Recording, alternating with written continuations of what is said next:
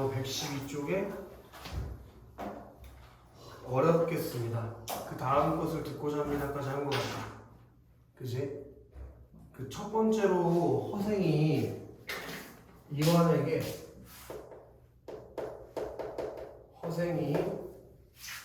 지금 이완에게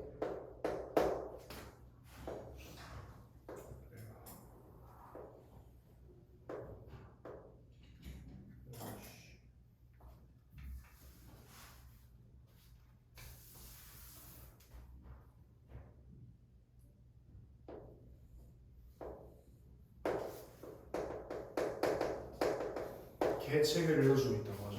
첫 번째 계책이 뭐여야 돼서 거야? 그게 적극적인 인재 등용에 대한 계책을 준 거 맞지? 근데 그걸 이완이 뭐 했어? 거절했잖아. 계책을 제한했는데, 그지? 제한과 거절이 있으니까 당연히 둘 사이에서 뭐가 일어날 수밖에 없니? 갈등이 발생할 수밖에 없고, 이렇게 선생하고 이완하고 둘이 뭐하고 있다고?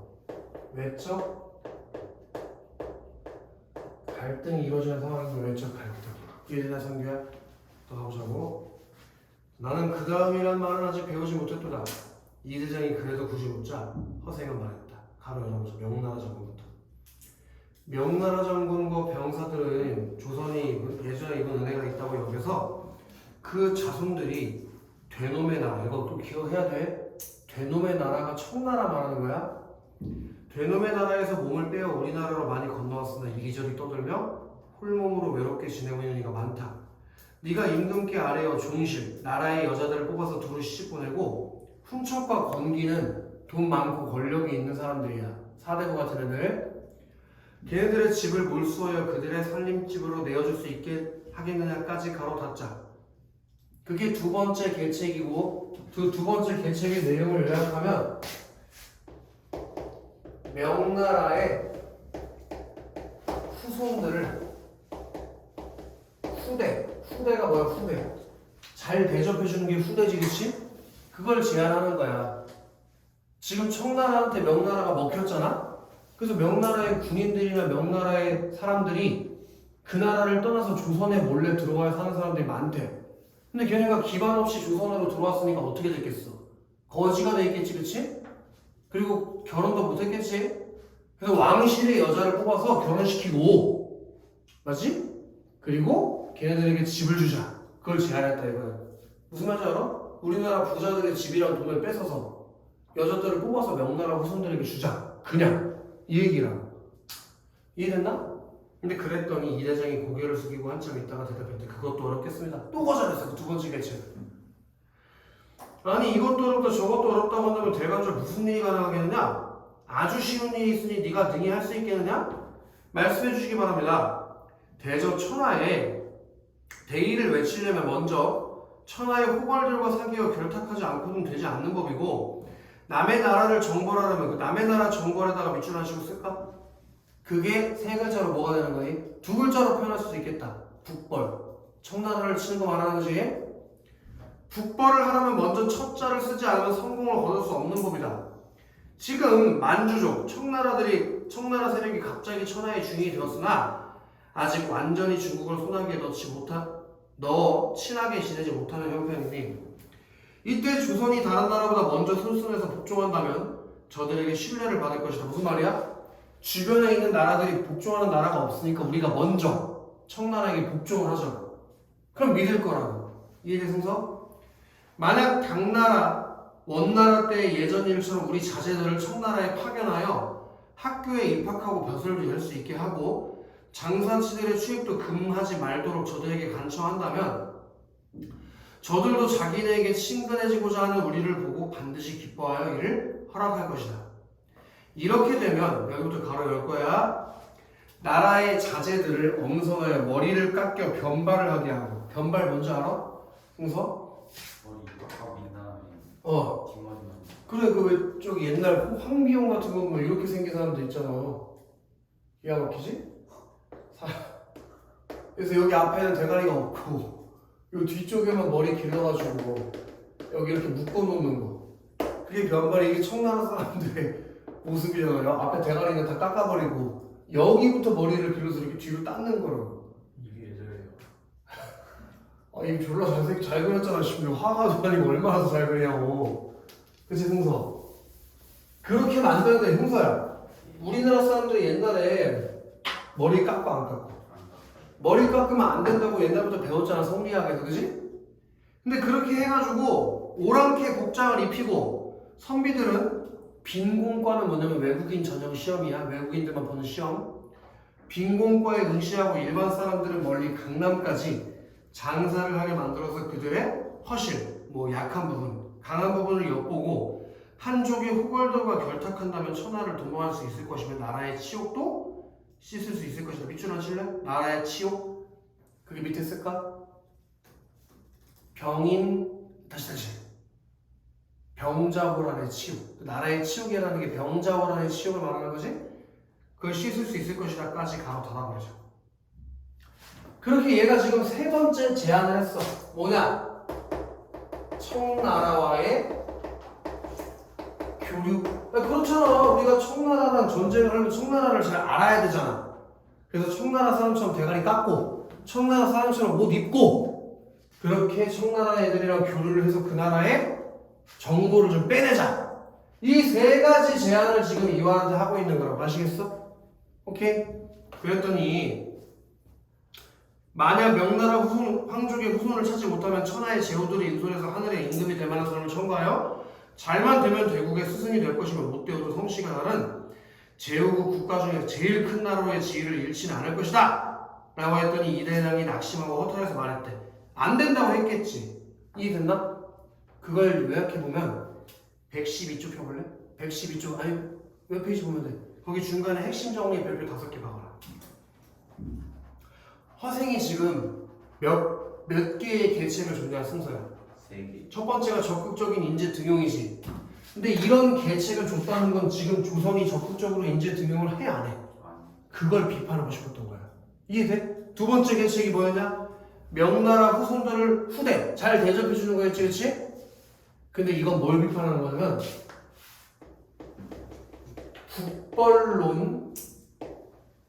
국벌론의 허구성을 비판. 그리고 적극적인 인재 등용은 적극적 인재 등용이 이루어지지 않는 현실을 비판하는 거죠. 순서야.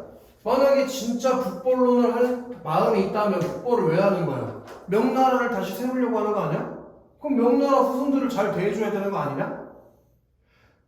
그때 명나라 후손들을 잘 대접해줄 생각이 없다는 건 무슨 말이에요? 그것도 거짓말이라는 거지. 가짜라는 거지. 이해됐나? 그걸 비판하고 또 청나라와의 교류를 촉구하는데 그때 어떻게 하고 가기로 했어? 대가리 깎고 청나라 옷 입고 가기로 했지, 그치? 근데 그거 안 된다며. 그지? 그런 우리 조선 사람들의 허례 허식.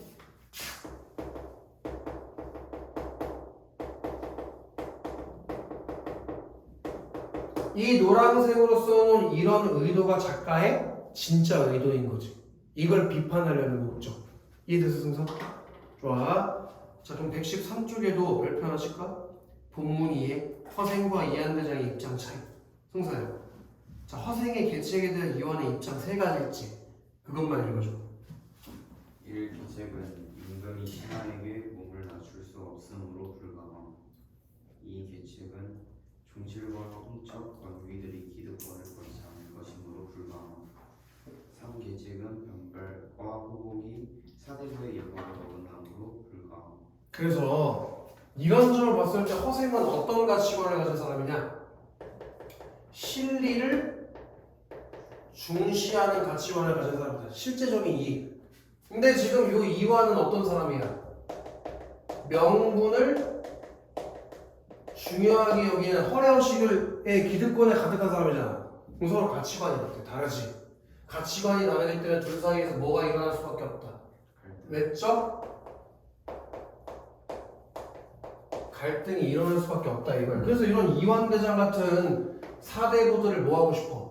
비판하려는 목적으로 쓰여진 게 바로 이 허생전이다 이거야. 박지원이. 쉽지? 다음 장 넘어가죠. 허생이 대갈일성하며 도대체 사대부라는 게 뭐하는 것들이냐? 오랑캐 땅에서 태어난 주제에 자칭 사대부라고 뽐내고졌으니 이렇게 어리석을 때가 있느냐? 자, 밑줄 세 줄 쭉 치자고. 입는 옷이란 모두 흰옷이 있는 상복이고 머리는 송곳처럼 뾰족하게 묶었으니 이는 남쪽 오랑캐의 방망이 상투건을 무슨 놈의 예법이란 말이냐. 그러게 조선의 복장이나 예법이 명분도 없는 다 허구다. 허시다라는 걸 지적했다. 이거 조그마한 글씨. 자, 번호기에다 떨어져라. 번호기. 번호기는 중국에 실제 있었던 사람이야. 그 옆에다 살포시 쓰자. 중국 고사 인용. 그 번호기라는 사람을 얘기했던 게 중국의 고사를 인용하는 거야. 자, 번호기는 원한을 갚기 위해 자기의 머리를 아끼지 않고 내주었고 머리를 막 깎아버렸대. 또 무령왕 또 가시네. 무령왕. 감이 자빠져서 하나 듣게 와? 아니 근데 이해가 안 되는 6시에 잠을 잔다는 게 무슨 말이야? 저는 아까 잠 자다가 너 존나 여유 있다. 낮잠 자? 강민? 강민. 네. 또 낮잠 잘 거야? 아니요. 다음 주에 그 시간 안 할 자신 있어, 강민? 네. 확실해? 네. 강민이 이거 기타 좀 쳐줘야 되는데. 되게 좋아하는 거지. 맞지? 너무 좋아하는 거. 기타 쳐주니까 좋아해. 벌써 봤어? 웃고 난리 났잖아. 쌤 기타 쳐주니까 얼마나 좋아. 그치, 강민아? 강민아? 너 집에 탈 거야? 확실히. 아니 여기 기타 여기 다음번에 10분 쳐줘. 아니 되게 이렇게 좋아해? 강민이. 너무 좋아한다, 강민. 강민 혹시 시험범위 나오는 거 들은 거 있냐? 네. 시험범위 나오는 거 앉아. 들은 거 있어? 없어? 쌤이 알려주시는 다음 주까지 안 와. 날 어? 이단하고 쭈르륵 뭐라고? 이단하고 쭈르륵 2단원하고 쭈르륵이 그럼 끝이 있을 거 아니야. 끝까지는 할 거야. 2단하고 3단원 소단원 1까지 한다고 3회 소단원 1? 아직 근데 정확한 건 아니에요. 그래? 날짜도 나왔냐 혹시 시험? 5월 2, 3, 4 5월 2, 3, 4? 그런 걸 빨리빨리 얘기해줘야지. 당연히 국어가 언제인지는 안 나왔겠지. 나는 모르겠어요. 그것도 알아. 2, 3, 4로 하나 나도 알아 그거.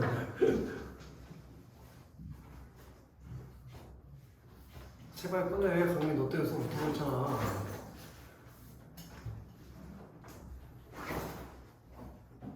(114쪽이에요) 강민.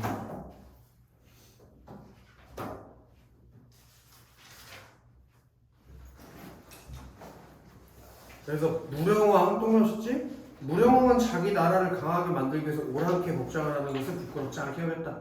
그래서 거기 조그만하게 시작, 형광펜 시작. 목적을 이루기 위해서는 예법, 명분에 얽매이지 않아야 한다. 그 목적을 이루기 위해서 명분에 얽매이지 않아야 된다는 걸 번호기 그리고 무령왕이라는 뭘 제시해줬어? 그런 실제 역사적인 인물을, 자 이걸 알아야 돼. 실제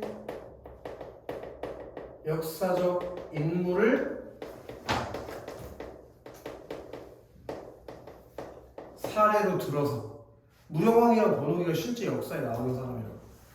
사례로 들어서 목적을 이루기 위해서 예법 이런 거에 얽매이지만, 이건 책에 있는 거니까 안 쓸게. 목적을 이루기 위해서는 예법이나 명분에 얽매이지 않아야 된다는 걸 강조하고 있다. 이렇게 실제 역사적 인물들을 사례로 들어서 강조하고 있다. 이해돼서 승성? 더 봐도 되지? 지금 명나라를 위해서 복수를 하려고 하면서 그까지 상투 하나를 아까워한단 말이야.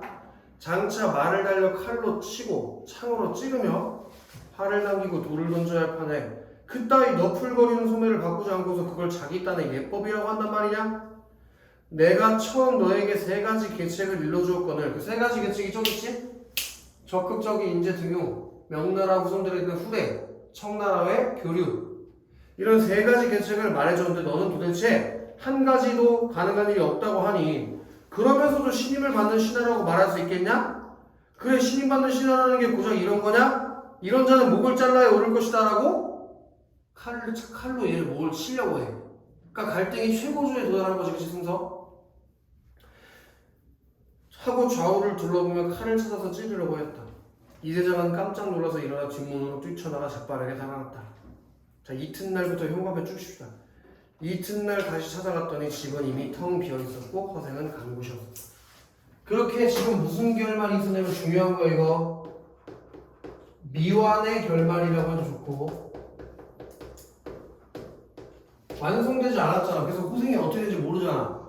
이걸 다른 말로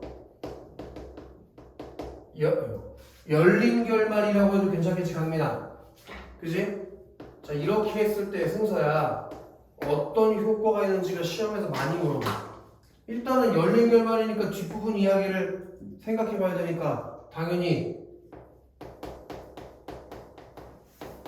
여운을 주는 효과가 있을 것이고 그리고 두 번째로 어떻게 뒤에 됐을지 호기심을 유발할 것이고 하루 만에 그냥 사라져버리지 않았어? 그래서 허생에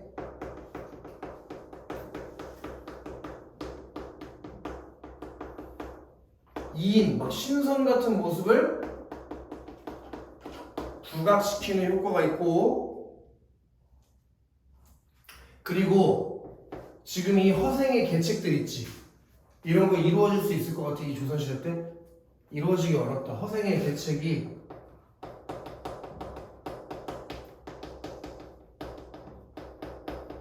너무 급진적이기 때문에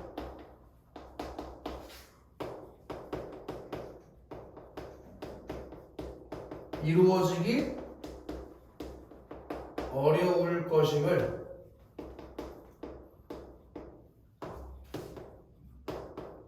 드러내는 이런 효과가 있다는 거지. 그걸 쓸 필요가 없지. 왼쪽 밑에 핵심 정리에 나오잖아. 그치 승서야? 거기다 별표를 치는 게 낫지. 그치 강민? 찾았어 강민? 그 미완의 결말 구조의 효과가 3개 점점점 찍혀있지 강민아? 그거 다 형광펜 밑줄 치면서 읽어볼까?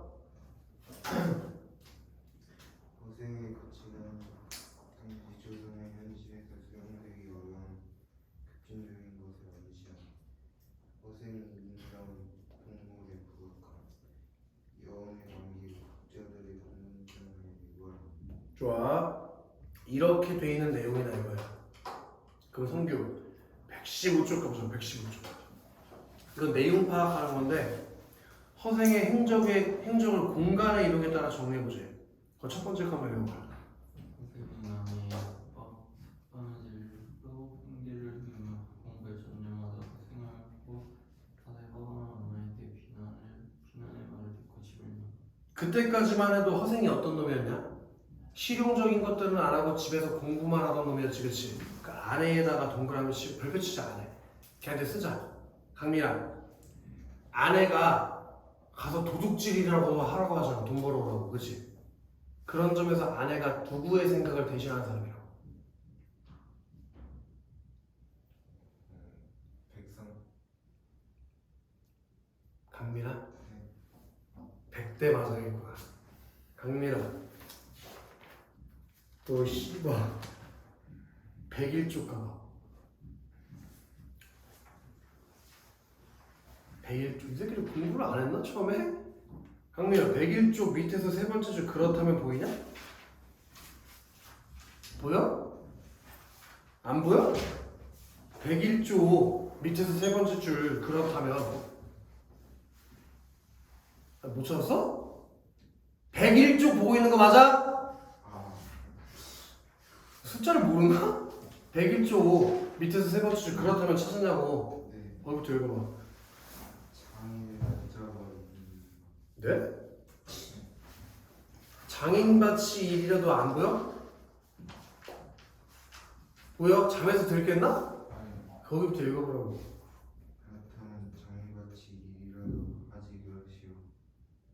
장마치 일은 본래 배우지 못했으니 어찌하라만 그럼 장사가 어째됐습니까? 그렇게 무능한 선비보다 뭐가 낫다고? 물건을 만드는 수공업자나 물건을 파는 상인이 더 낫다는 생각이 드러나있지. 거기 흥분편 쳐야지. 작가의 생각. 그러니까 이 허생의 아내가 누구를 대신하는 행동이라고? 작가를 대신하는 이걸 안 배웠단 말이야? 배웠을걸? 그지? 이걸 모르는 건 말이 안 되지. 알아야지 그러면, 그치? 그래서 오른쪽 상단에 핵심 정리 별표 한 3개 봐봐라. 강민. 허생은 가장임에도 불구하고 집안을 돌보지 않고 글 읽기만 열심히 하는 형광펜 2개 빠가라. 비실용적, 관념적 사고를 가진 놈이라고. 근데 승서야, 허생의 아내는 남편이 돈을 벌어오라고 요구하고 있지. 그런 점에서 어떤 놈이라고? 실용적이고 실리적인 사고를 가진 놈이라고. 서로 가치관이 같아 달라. 그래서 갈등을 하게 되는 거야. 다시 돌아볼까? 그럼 강민, 이제 그 아내 위에다가 뭐라고 써야 될지 알겠지? 뭐라고 써야겠어? 작가의 대변인. 쓸까 위에 가로 열고 작가의 대변인. 아내는 작가의 대변인이다. 그럼 승서. 예. 그래서 이제 아내가 지랄해가지고 얘가 어디가 허생이? 경기도. 아니지. 아. 변씨의 집 뭐하러? 동기. 그거 읽어봐. 안양에서 만난 부자라고 소문난 변씨를 찾아가 동문녀는 변씨에다가 동그라미 쳐. 변씨. 갑자기 승서야. 변씨 어떤 새끼였냐? 돈 빌려준 거 말고 비범한. 거기 써라. 비범한 능력. 어떤 점에서 얘가 비범한 능력을 가지고 있다는 걸 알 수 있어? 허생의 비범함을 단눈에 알아보고 이유도 묻지 않고 만nem을 그냥 빌려줘 버리잖아. 그치 강민? 강민, 얘가 돈 빌려서 어디가?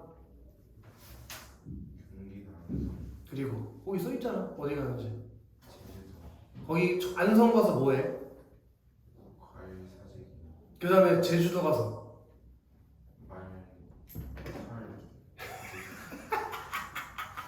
그게 말총이었잖아. 말총. 그치? 말털 아니잖아. 말갈기랑 말털이 달라. 그거 읽어봐. 한 지방 길목이나 알상에서 연애나 제사에 있는 과일들을 사재기하여 큰 돈을 벌고 그 후 제주도로 들어가 만건 재료인 말총을 사재기하여 다시 큰 돈을 번. 우리 동그라미 2개 주자. 과일, 말총. 그리고 사재기에다가 별표 주자. 자, 선규. 이 사재기 독점해가지고 얘가 큰 돈을 벌지. 그지? 여기서 이 작가가 말하고 싶은 게 2가지가 있다고 지난주에 배운 것 같다. 뭐와 뭐였어? 이 사재기가 이루어지는 모습을 통해서 이 작가가 이거 소설에서 너한테 말해주고 싶은 게 2가지가 있었다. 뭐였어? 그게 이런 나무로서 되는 거예요? 사재기가 조선에서 일어날 수가 있었잖아. 얘 실제 했잖아. 그거 오! 뭐냐 뭐라고 그래 뭐라고 해? 그걸 물어보는 거야 지금. 파는 거 파는 게 잘 안 돼요. 파는 게 잘 안 돼. 유통이 잘 이루어지지 않은 조선의 경제가 어떤 거야 그러면? 쓰레기 취약하지 취약? 그걸 비판하고 싶은 거 하나 더. 과일 갖고 뭐 하지? 막 제사 이런 거 제세지. 그래 허리하시 비판 그 2가지를 떠올려줘야지. 쓴단 말이야. 응? 조선의 취약한 경제를 비판하고.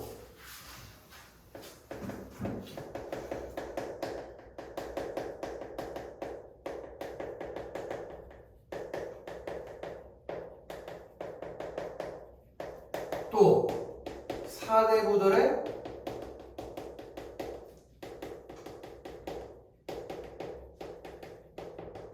허례허식을 비판하려는 목적으로 이 사재기를 집어넣은 거잖아. 그치 승서야? 쉽지? 예. 승서 예. 그리고 나서 이 새끼가 어디 갔냐? 뱃싸움을 찾아요. 어디 갔어? 빈성. 빈섬에 왜 갔지? 자신이 이상해. 그렇지. 이 빈섬에다가 별표하니까 빈섬이라는 곳이 허생의 이상을 실현하기 위한 공간이었는데 이 실현했어 못했어? 못했어. 왜? 너무 좁아가지고. 그지? 그리고 우리 굶주린 도적대에다가 별표 하나씩 가. 굶주린 도적대. 이걸 통해서 또 강민아, 이 작가가 2가지를 얘기해 주려고 했거든. 도적대의 문제를 조정해서 해결했냐 못했냐. 그래서 집권층의 무능을 비판하려는 의도가 하나 있었고, 또 그런 이런 조정에서 해결하지 못하는 걸 결국 누가 해결했어? 돈으로. 허생이 해결했잖아. 그지? 이렇게 허생의 비범한 능력을 부각시키는 효과가 있었다.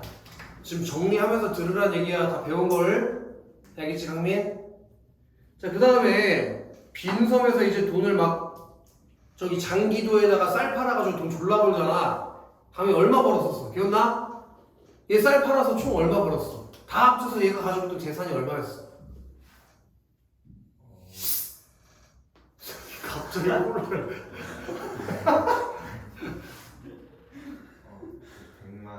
100만 냥 벌었잖아. 그 중에서 50만 냥을 어떻게 했냐? 버렸어. 바다에 버리고 50만 냥 갖고 돌아와서 어떻게 했어? 도와줬어요. 40만 냥은 가난한 사람을 구제하고 10만 냥을 누구한테 줬냐? 편지. 변씨한테 갚았지, 그지? 변씨가 수을 받으려고 해, 안 해? 얼마 받으려고 해서 이것 때문에 어제 지난주에 선우가 많이 곤혹스러웠잖아. 아, 오, 15,000년. 그렇지. 이자 10%만 받으려고 했었지, 그치? 오, 강민이는 똑똑하네. 계산이 빠르네. 그래서 강민, 빈섬 갔다가 어디가?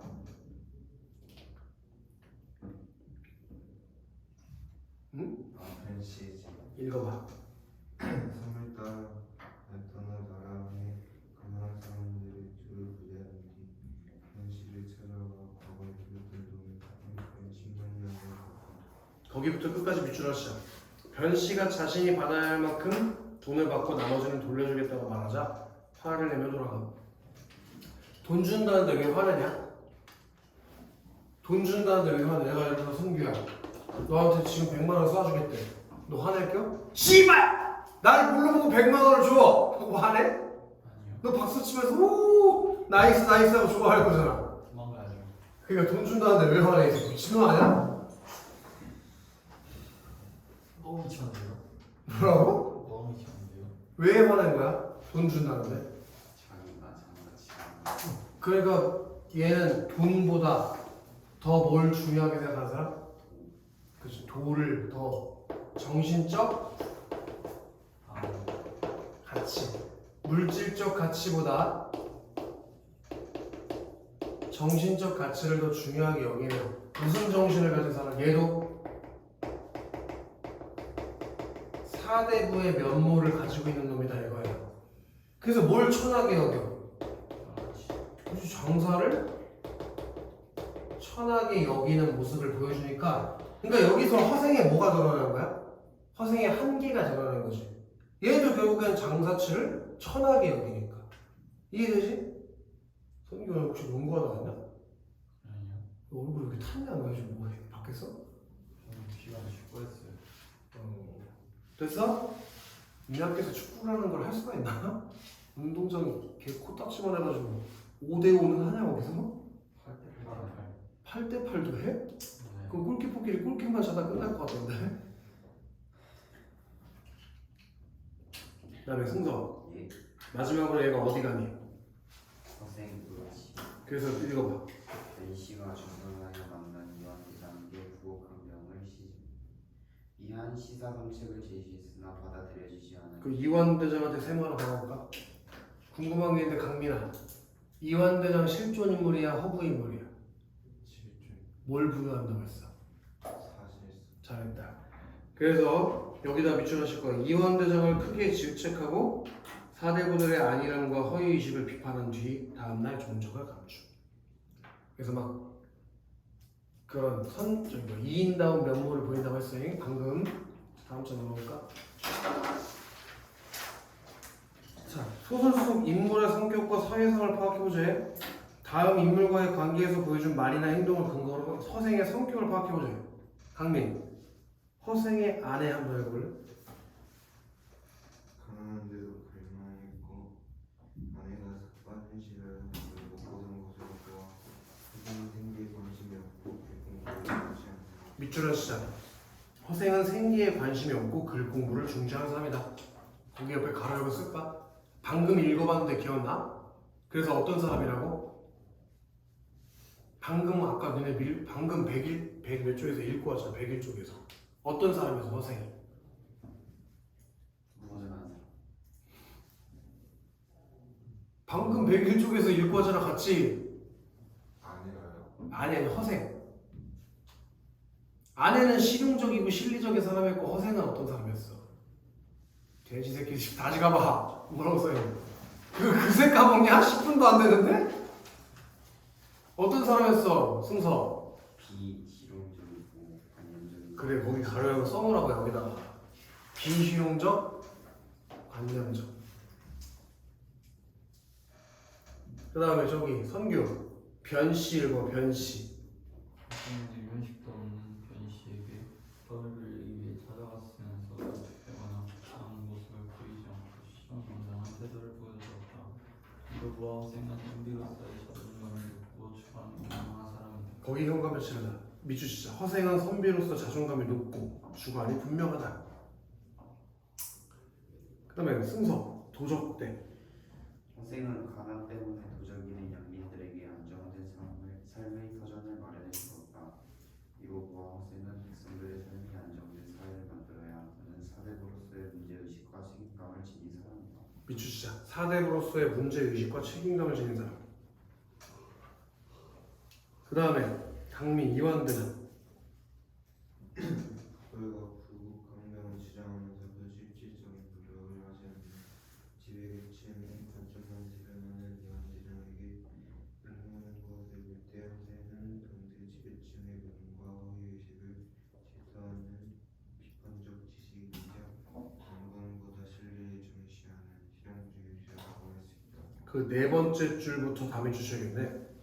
당대 지배층의 무능과 허위의식을 질타하는 비판적 지식인 명분보다 진리를 중시하는 실용주의자.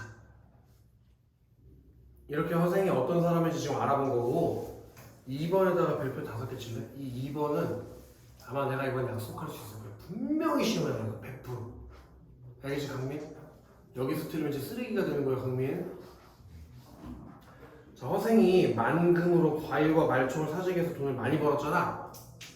그런 점을 봤을 때 우리 여기 실패한 선생님이 쓴 것 같아. 그걸 통해서 우리가 알 수 있는 게 조선의 경제 구조가 취약했고 4대 부들의 허례허식이 있었다고 했었지? 거기 미주시자. 조선사회 경제 구조가 취약했다. 그리고 양반들의 허례허식이 심했다. 그런 조선 후기의 사회의 모습을 알 수 있었어요.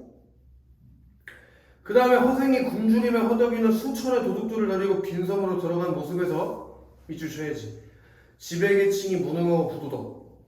그래서 민생이 피폐해졌다. 또 백성들을 가난해서 구제할 이용후생의 정책이 구제했다. 자 이걸 맞추면 선생님 오늘 니네 선우가 없는 김에 음료수를 하나씩 사줄게. 좋았어. 근데 내가 봤을 때 여기서 맞출 사람이 없어. 승서가 좀 가능성이 있나?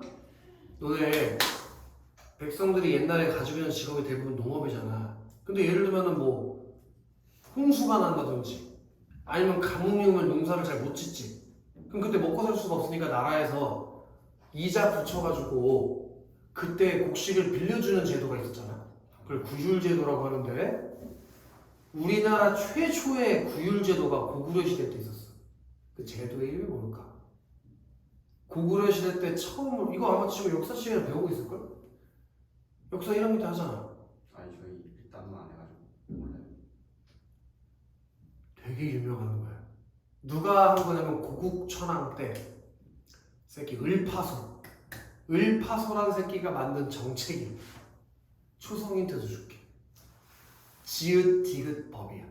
지읒 디귿 법. 졸라 쉽다. 지읒티귿이요. 우리나라 최초의 백성들을 구휼하기 위한 제도야. 지읒 디귿 법. 너무 유명한 건데 을파소가 만든. 저당법. 어떻게 힌트를 줄까? 먼지를 한자로 한 게 지읒이야. 먼지 이것. 그리고 큰 이것. 시대법. 이거 쓸 뻔했어 진짜. 먼지 이것. 그리고 큰 이것. 한자로 생각해봐. 대, 여기만 맞추면 돼. 직, 뭔지 직. 진대법. 진대법이다. 진대법. 그게 우리나라 최초의 구유 제도야. 아시겠어? 강민? 네. 강민아. 근데 그런 제도가 조선시대 때 후기 때 있었대 없었대? 그러니까 그걸 기억하라고. 알겠어? 진대법은 이제 까먹어도 돼. 진대법 괜히 기억하지 마. 거기 이용후생에다가 또 맞춰요. 이용후생. 그렇게 백성들을 돌보는 정책이 승사야. 조선 후기 때 없었다. 그 다음에 허생이 이완대정에게 나라의 정책에 관한 세 가지를 제안했는데 모두 다 거절당했을 때 인재 등용이 제대로 이루어지지 않았고 지배계층이 북벌론을 주장했지만 실제적인 뭐 계획이나 의지는 있었다 없었다? 없었다. 그냥 명분뿐이었다 이거는. 쉽게 이해가 되시겠지? 자, 117쪽은 이건 나랑 하는 게 아니다. 이런 것들은 학교에서 하는 거. 그 다음에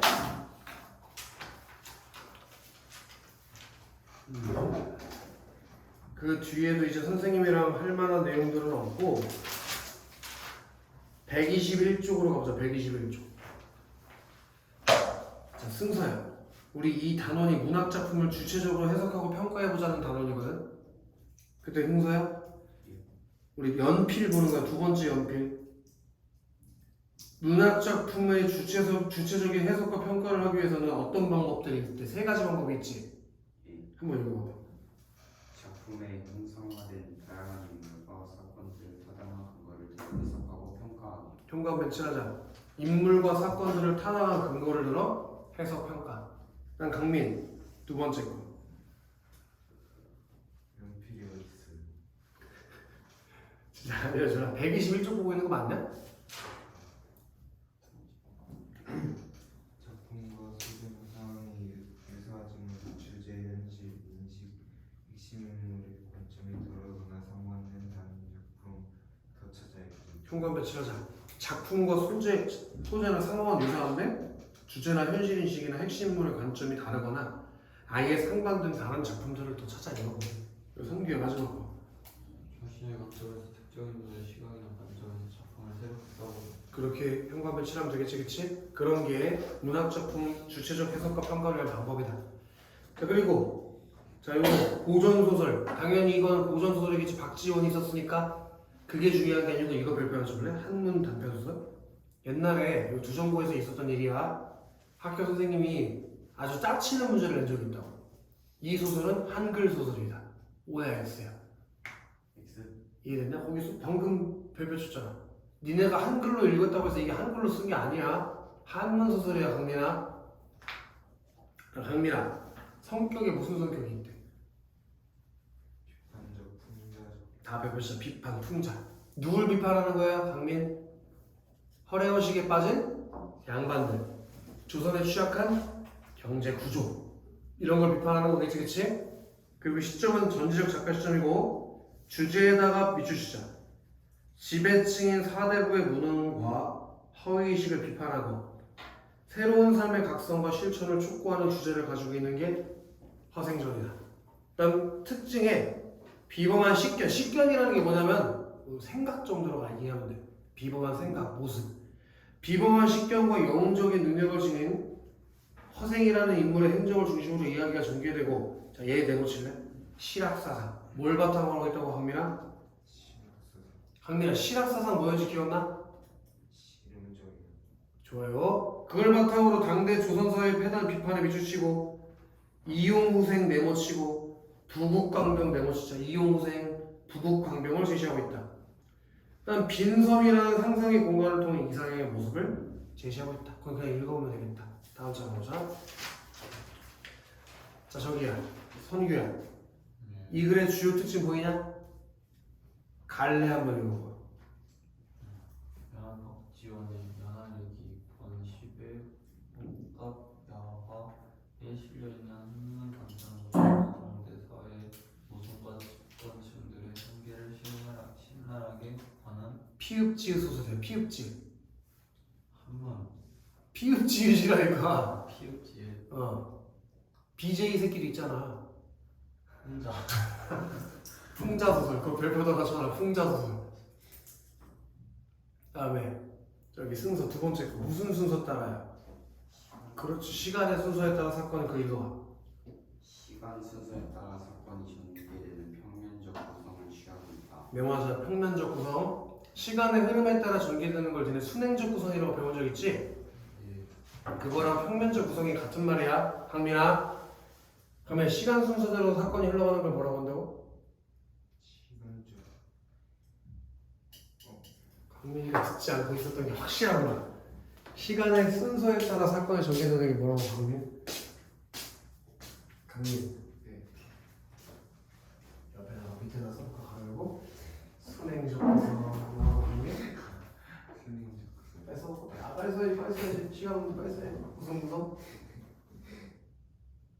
순행적 구성. 그리고 네모하나 진짜 평면적 구성. 그게 같은 말이에요. 순행적 구성이랑 평면적 구성은 같은 말. 알겠어? 이게 뭐야? 무슨 뜻이야? 그 다음에 강민. 아니지 순서. 또 한 번더 계속 읽어. 또한 사건이 뚜렷하게 해결되지 않은 채 선이 사라진 그녀는 미완의 결말 구조를 취하고 있다. 거기 동그라미에서 미완의 결말 구조. 그래서 밑줄을 몇 개 칠게. 독자들에게 여운을 주고 걔한테 1번 주고 허생의 가치관이 당대에 수용될 수 없는 급진적인 것임을 암시해 밑줄 치고 2번 주자. 그렇게 미완의 결말을 통해서 두 가지 효과를 준다는 거지 순서. 그다음에 강민 역사적 사실 가미해 놓어. 기본한 능력을 지닌 허생이라는 인물 중심으로 이야기가 펼치고 유한대전과 같은 실존 인물을 등장시키고 목적과 장기도 등의 실체 지명을 제시함으로써 작품의 사실성을 높이고 비판하고자 하는 당대 현실을 보다 구체적으로 드러낸다. 그렇게 강민아 실존 인물이 등장하고 실제 지명을 썼기 때문에 무슨 효과가 있다고? 사실성을 높여주는 효과가 있다고. 알겠어? 그 다음에 성규 발단 부분에서는 아내랑 허생이랑 갈등하는 모습이 나오지, 그치? 그 정도 얘기해주면 돼. 그럼 성규 허생이 변씨에게 만냥 빌려서 뭘 했냐? 시옷 지읒 기억을 했잖아. 사제. 그래.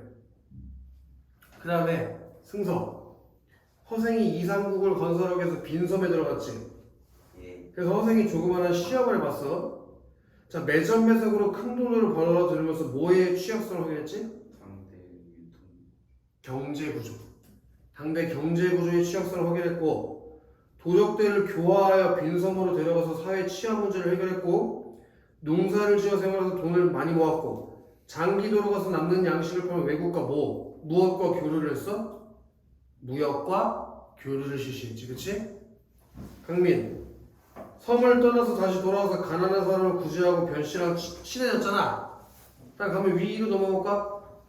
강민 허생이 자신을 찾아온 이완에게 3개의 계책을 줬단 말이야. 그 첫 번째 계책이 임금이 몸소 나서서 적극적으로 무엇을 등용하라고 했어? 인재. 그리고 청나라를 멀리하고 명나라 후손을 후대하라고 했고 사대부 자제들을 변발시켜서 후복을 입혀가지고 청나라로 보내 그들과 교류하여 친하게 지낼 걸 제안했는데 이완이 다 거절했잖아. 그지? 그래서 절정에서 허생이 이완대장을 질책했잖아. 이때는 허생이 뭘 대변하는 거라고? 작가 의식을 대변하는 인물이 된 거야 지금은. 그리고 이완대장은 무능한 무엇을 대변해? 사대부. 근데 사대부가 되면 르이 들어가니까 이상하지 않아? 집권층. 그래서 집권층을 대변하겠지. 됐나? 그다음 마지막 거 표 2개 들어가 있는 거 있지. 걔 별표 한 5개 정도씩. 이거 중요한 거. 책 읽기만 좋아하고 먹고 사는 것과 관련한 실질적인 일에 무관심한 모습을 통해서 미주시자 현실과 동떨어진 사대부의 관념성과 무능함을 비판. 그런 허생을 비판한 거지, 그렇지? 그리고 변씨에게 빌린 만냥으로 사직에서 나라의 경제를 흔들었던 게 나라의 취약한 경제 구조를 비판하고 양반계층의 허위의식을 비판했겠지. 그리고 도적이 된 양민들을 빈섬으로 데리고 가서 생활 근거를 마련해준 게 지배층의 무능을 비판하고 이용후생 정책의 부재를 비판했지. 그리고 이완대장에게 3가지 계책을 제안했으나 받아들여지지 않았을 때 소극적인 인재 등용과 집권층의 허례허식 또 사대부터 외신 북변론의 허구성을 비판한 것까지. 거기까지 이해해주면 양반전은 다 끝났어. 양반전 여기 아니라 허생전. 좀 쉬었다가 숙제 한번 검사하고 여기 다 풀어놓은 숙제 있었잖아. 앞에서부터 소단화 평가까지 이거밖에 없었는데 숙제 그러지? 다음 등나무 운동장 하러 가보자. 약속을 했으니까 지켜야지. 그지 강민?